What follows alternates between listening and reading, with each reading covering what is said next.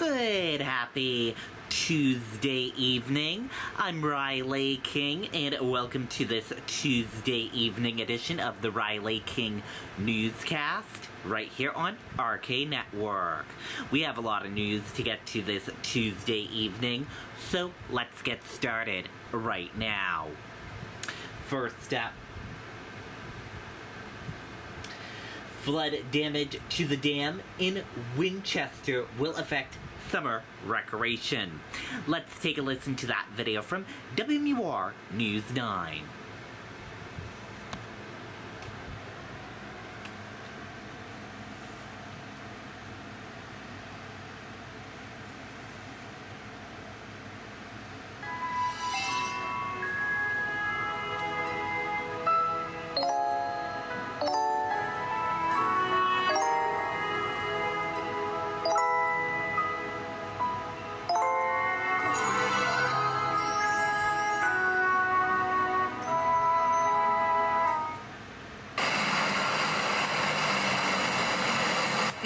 Lake Dam Association had plans to rebuild the nearly 100-year-old dam next fall. But after water from this week's storms carried away the concrete spillway, they're going to need to come up with a shorter-term fix. It'll take about 3 months to rebuild this dam. The question is, when can we start? And while people living nearby have to clean up the mess, it doesn't stop there. Officials say this will put a pause on summer activities on the lake. Forest Lake will now drop down about 6 feet in elevation. Boating will be restricted, fishing will be restricted. All recreation is going to be a challenge for the summer. Governor Sununu and Homeland Security Director Robert Buxton flying around the state today to see all the damage firsthand. The governor says FEMA did not grant an expedited disaster declaration, but they did send crews on the ground to assess. They'll be using everything from satellite technology, folks on the ground, to expedite this and get the funds as quickly as possible. He says some major priorities now are getting things back open and making sure anyone who may be stuck in their homes has access to things they need. It's really about stabilization and getting things open, and then for some of the more significant damage areas, we're going to have a kind of a revamping of the long-term plan in terms of repaving and restabilizing those sidewalls.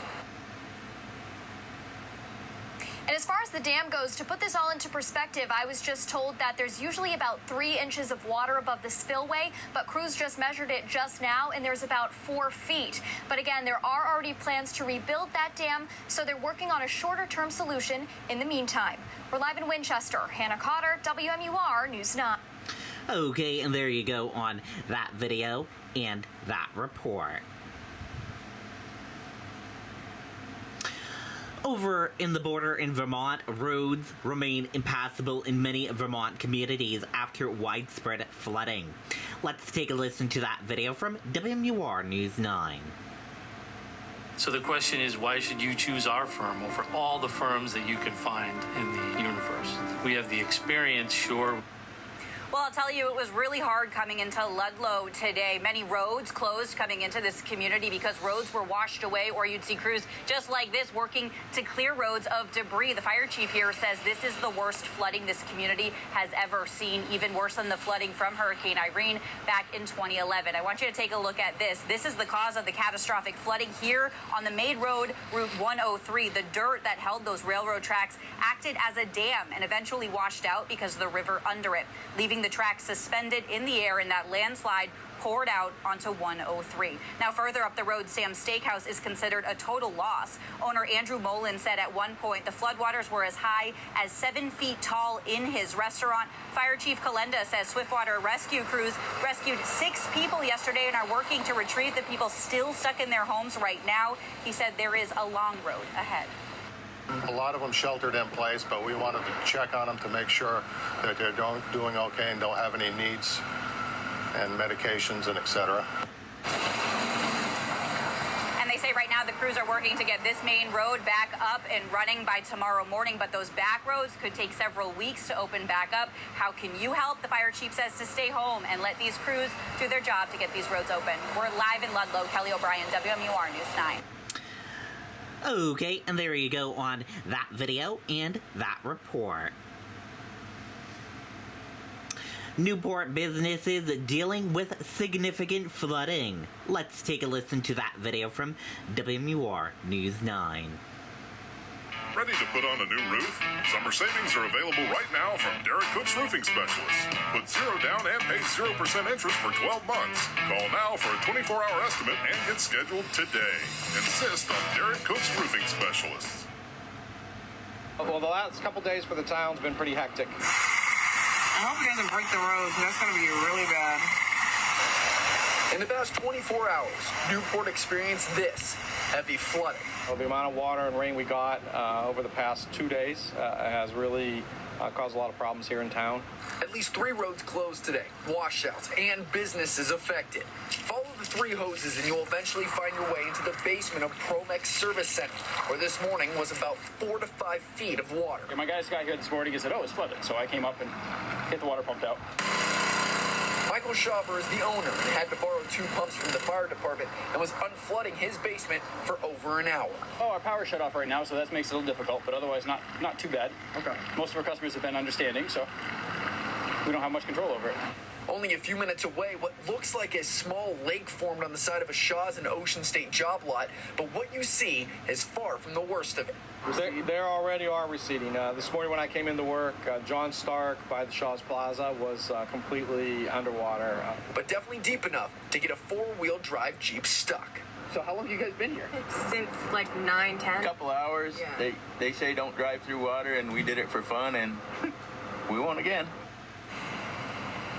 Yeah, it's a tough lesson to learn. You saw the McFarlands get stuck right there. When I was talking with the fire chief in Newport a little bit earlier today, he said to avoid driving through these kinds of areas because, 1, you can get stuck, and also, 2, it damages the roads. And since about 3:30 today, we've seen about 15 cars drive through this road, even though it is shallow enough to drive through right now. We're live in Newport. Troy Lynch, WMUR News 9. Okay, and there you go on that video and that report. Very good advice. Do not drive through those roads. Missing woman found safe in a car on OHRV Trail in water, Fish and Game officials say. Let's take a listen to that video from WMUR News 9. I say to clients often at the beginning of representation that one of the goals I have before we're done is to A woman is okay after getting her sedan stuck on an off-road trail. Her family reported she had not been seen since Saturday. On Sunday, she was able to call them to tell them she was stuck. Fish and Game started looking in the area and found her around 2:30 yesterday afternoon. The car was stuck in rough terrain and the trail was under high water in places. Okay, and there you go on that video and that report. Must have been a scary scene.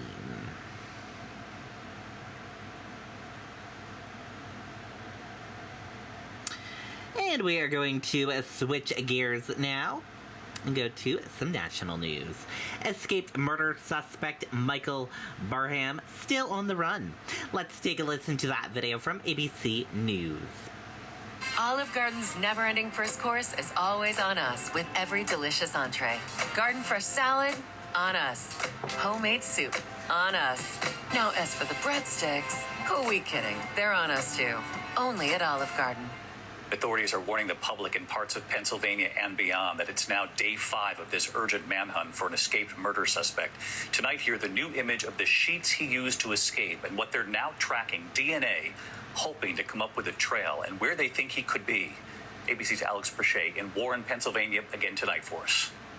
Tonight, the first image of the makeshift rope made out of bed sheets murder suspect Michael Barham used to break out of this Northwest Pennsylvania jail. Law enforcement confirming this photo is part of their investigation. From the night of? Yeah. That's where it was. Authorities say there have been numerous reported sightings of Barham in the last 24 hours. The manhunt now in day 5. Authorities investigating tips in 6 states, using DNA testing to see if recent burglaries and break-ins in the area are connected to Barham. The police chief here in Warren, Pennsylvania, confirming to ABC News a report first published by the Times-Observer, a local paper, that their investigation into the jail escape has found evidence of extensive amounts of preparation. He told the paper it took 60 to 90 minutes for officers to obtain footage from exterior cameras that showed Barham running through residents' yards towards the woods, giving the self-taught survivalist a head start. We continue to find items those lead me to believe that there is still a likelihood that he is here. David, tonight the reward for information leading to an arrest has more than doubled to $19,500. There are more than 200 officers now involved in this manhunt for Michael Burham. David. Alex Brachet reporting. Thank you, Alex. Hi, everyone. Okay, there you go on that video and that report. And we're gonna switch gears and let's go into weather right now. And here is meteorologist Mike Haddad with a full weather forecast. You should have gotten a colon cancer screening, but stuff came up. But if you are 45 and older... Thank you very much for joining us, Storm Watch 9. Weather on the web, drying out for now. Good news as we're in between shower and storm threats. Hotter and quite humid on your Wednesday. And it could be a brief shower or thunderstorm. Should not really do anything to create more flash flooding in the state. Maybe aggravating it just a little bit in some areas with a quick quarter to a half inch of rain. But any storm should be very quick moving on your Wednesday. But by Thursday, Friday, and part of the weekend, another increased chance of downpours and some storms, and that will begin to increase the flash flood threat in parts of the state. So by Friday, we've got basically level 2 statewide. Tomorrow, basically no chance of flash flooding.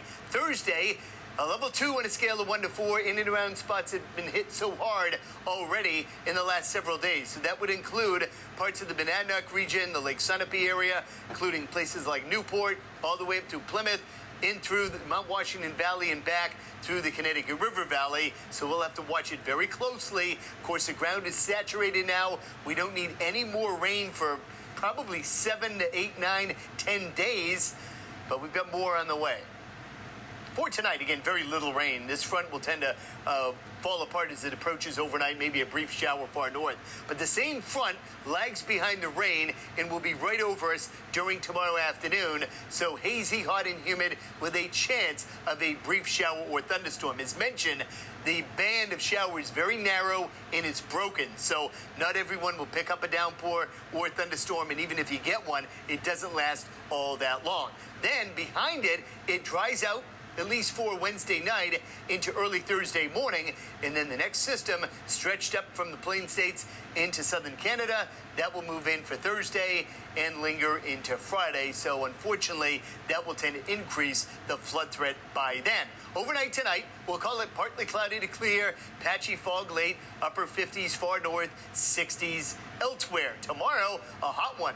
Right around 90 Concord Point south, upper 80s along the coastline, and far north, lower 80s. Watch out for that brief shower or thunderstorm in any one given spot. Still quite warm on Thursday. A few more clouds pay us a visit, so clouds and breaks of partial sun, 70s at the coast, upper 70s far north, 80s elsewhere. But watch out for those showers and storms becoming a bit more numerous, and even more so later Thursday night into Friday. May see a bit of a break Saturday with just widely scattered thunder showers, and then more showers and storms Sunday into Sunday night. Of course, we'll fine-tune the timeline and all of this and let you know about that increased flood threat as we go through the end of the week over the next couple of days. Okay, and there you go on that weather forecast from meteorologist Mike Haddad. And that is it for this evening edition of the Riley King Newscast right here on RK Network. Thank you for tuning in and watching. Have a great evening, good night, and goodbye.